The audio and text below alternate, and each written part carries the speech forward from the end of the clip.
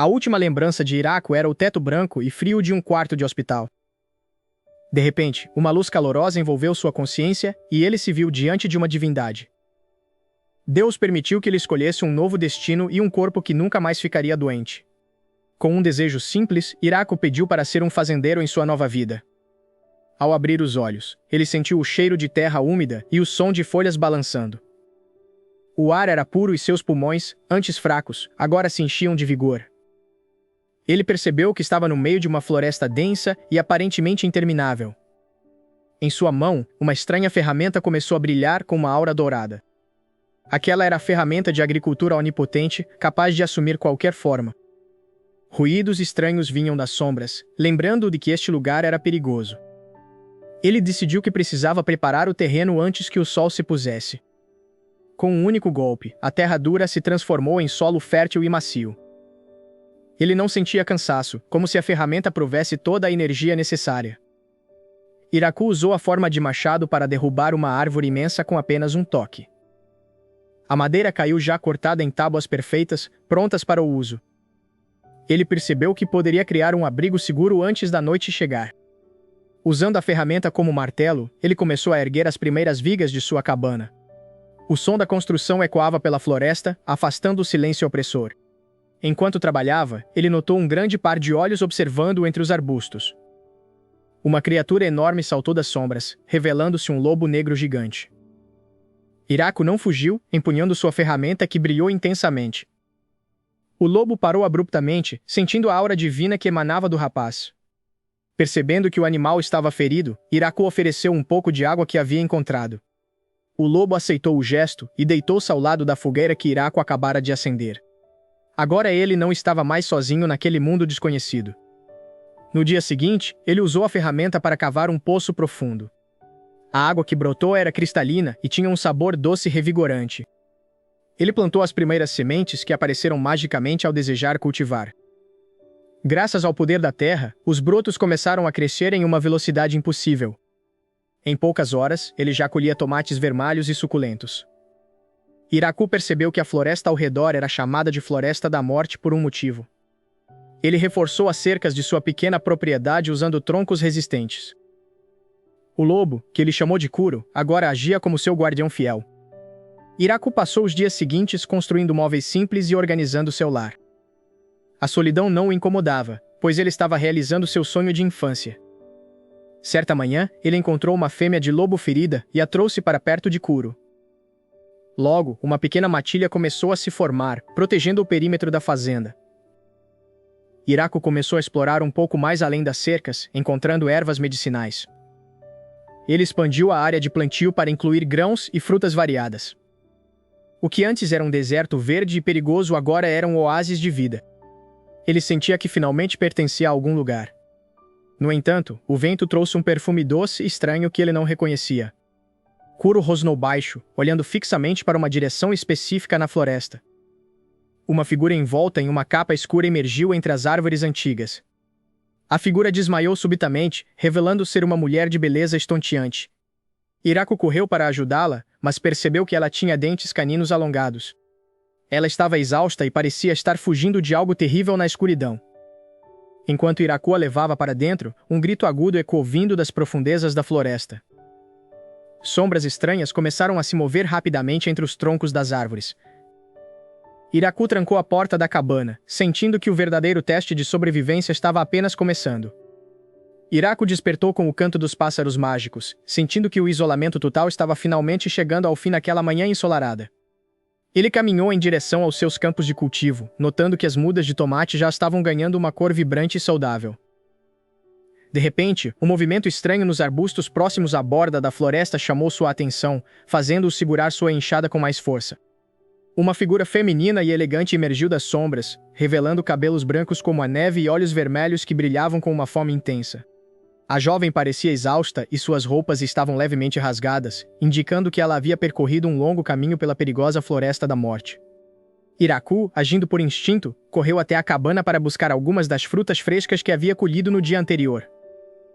Ele ofereceu um tomate suculento para a estranha, que o aceitou com as mãos trêmulas e uma expressão de absoluta descrença.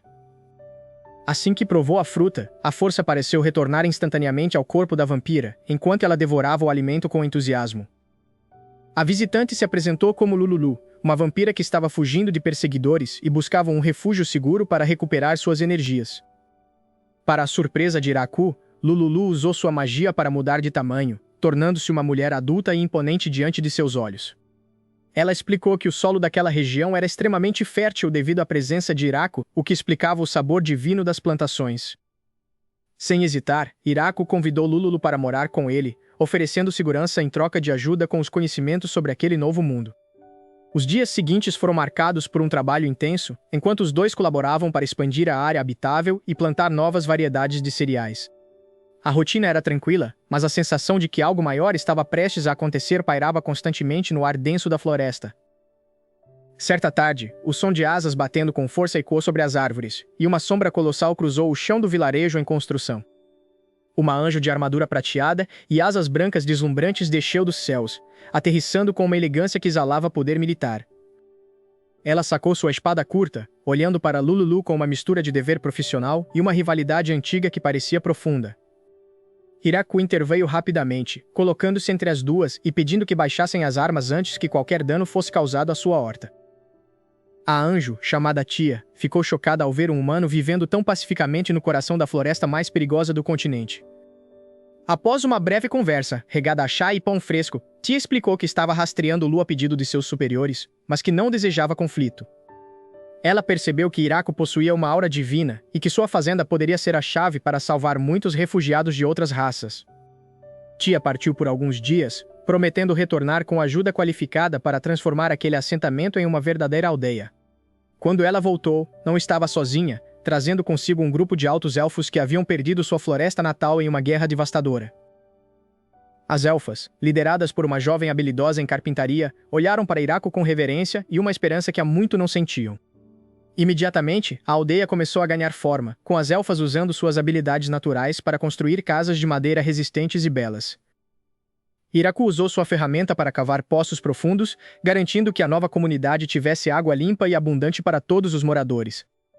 O vilarejo foi batizado de Aldeia da Grande Árvore, em homenagem ao imenso carvalho que Iraku havia cultivado como marco central de seu lar.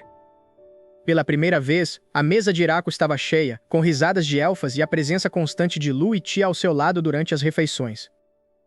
A produção de alimentos aumentou drasticamente, permitindo que eles começassem a estocar comida para as estações mais frias que viriam. A convivência entre as raças era harmoniosa, provando que a visão de Iraku de um mundo pacífico era possível mesmo naquele lugar hostil. Iraku decidiu testar novas sementes, plantando árvores frutíferas que ele nunca tinha visto antes, transformando o pomar em uma explosão de cores. No entanto, a segurança da aldeia era uma preocupação constante, pois monstros selvagens ainda rondavam os limites das plantações.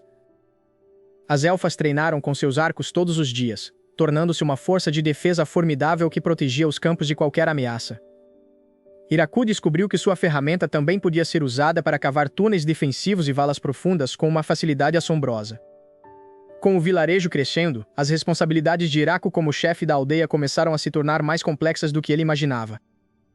Lu e Tia tornaram-se suas conselheiras mais próximas, ajudando-o a lidar com as disputas internas e a organização do trabalho diário. A primeira colheita em larga escala foi motivo de uma grande festa, onde o vinho produzido por Lu foi o centro das atenções. Iraku observou o povo rindo e dançando sob a luz da lua, sentindo uma satisfação que nunca havia experimentado em sua vida anterior. A notícia de um paraíso fértil na Floresta da Morte começou a se espalhar por reinos distantes, atraindo olhares curiosos e gananciosos. Um bando de lobos gigantes apareceu nos limites da aldeia, mas em vez de atacar, eles pareciam estar buscando a proteção de Iraku. O fazendeiro os acolheu como cães de guarda, selando uma aliança com os lendários lobos infernais que poucos ousariam desafiar. A infraestrutura da aldeia continuou a evoluir, com a construção de uma ferraria para produzir ferramentas de metal e armas de defesa. As flores mágicas plantadas por Iraku começaram a florescer, espalhando um perfume doce que parecia acalmar até os monstros mais agressivos da região. Certo dia, um enorme dragão foi avistado sobrevoando a região, causando pânico momentâneo entre os novos moradores da aldeia.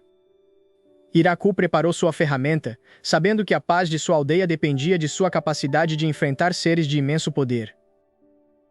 Felizmente, o dragão apenas rugiu em saudação antes de seguir viagem, deixando Iraco intrigado sobre o que mais habitava aquelas terras.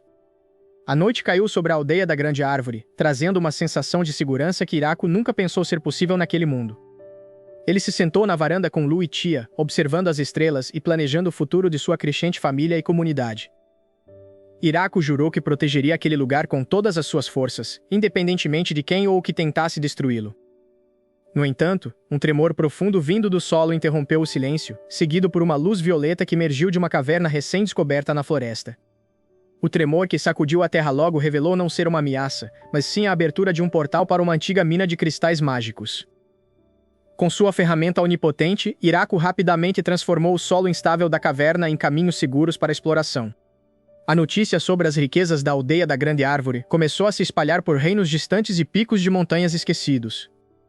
O primeiro grande encontro diplomático ocorreu quando o Rei Dragão desceu dos céus, cobrindo a aldeia com sua sombra massiva.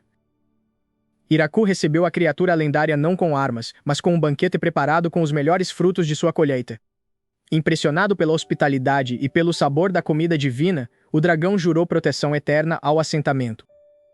Logo em seguida, uma delegação de minotauros robustos chegou pedindo abrigo em troca de força de trabalho pesada. Iraco designou as terras do sul para os novos moradores, integrando suas habilidades de construção à expansão urbana. Em meio a esse crescimento frenético, uma notícia trouxe um silêncio reverente a todos os habitantes da floresta. Lu anunciou que estava esperando o primeiro filho de Iraco, marcando o início de uma nova dinastia naquelas terras. Toda a aldeia se uniu para preparar o melhor berçário que aquele mundo já havia testemunhado.